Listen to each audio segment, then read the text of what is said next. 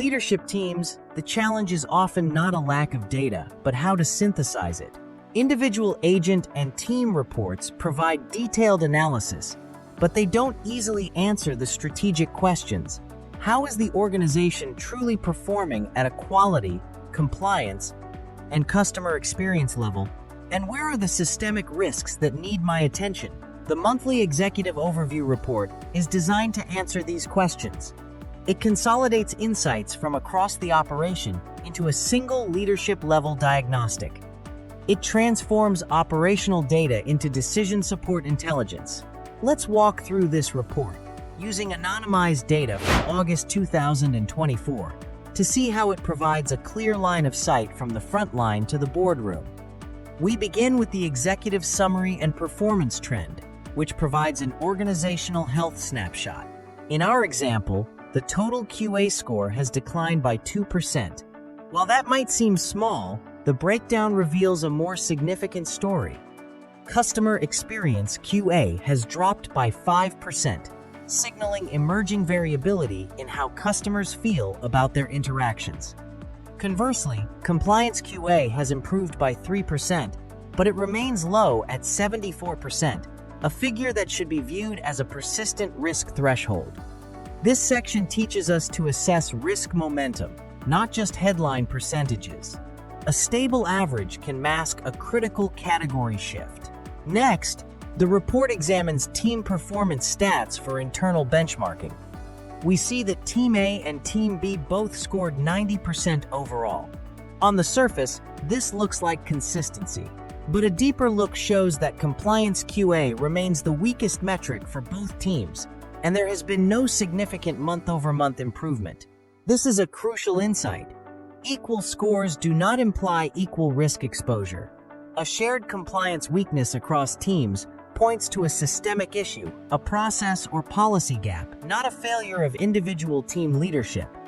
Performance that is stable but plateaued requires structural intervention, not just minor coaching tweaks. The report then highlights behavioral patterns at the extremes with comments on best and low-performing agents. Top performers consistently demonstrate strong empathy, clear compliance, and effective handling of complex calls. They serve as replicable benchmarks for the entire organization.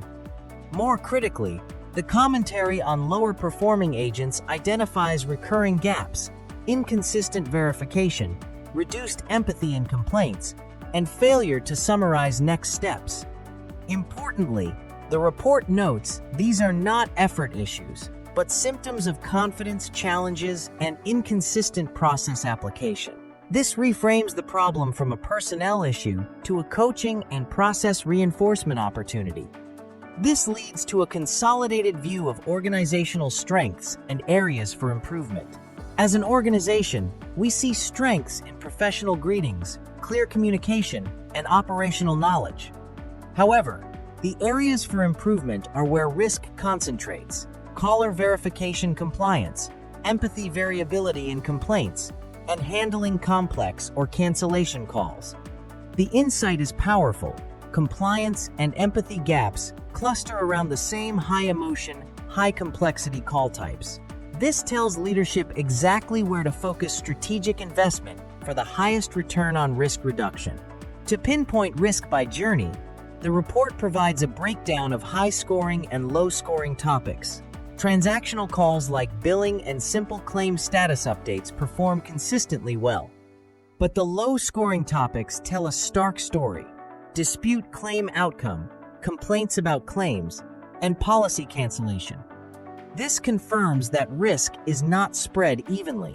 It is concentrated in friction-heavy journeys where emotion and policy complexity intersect. These are the moments that define the customer experience and expose the organization to regulatory and reputational harm. Finally, the report synthesizes everything into clear, strategic coaching focus and recommendations. The priority areas are specific: caller verification reinforcement, structured summarization training, and empathy workshops for complex complaints. But the recommendations also include strategic applications like formalizing mentorship programs, standardizing call closure protocols, and introducing scenario-based role-play. This ensures that coaching investment is aligned with organizational risk and that improvements can be tracked against measurable outcomes in subsequent months. The monthly executive overview report is not a performance scoreboard. It is a strategic risk and quality governance tool. Strong operational performance is not defined by high averages alone. It is defined by controlled variance, compliance stability, and consistent customer experience. By reviewing this report monthly, leadership can move from reacting to isolated metrics to proactive, structured, quality governance. You can detect emerging risks early, allocate resources where they matter most, and build an organization defined by resilience and customer trust. Thanks for watching.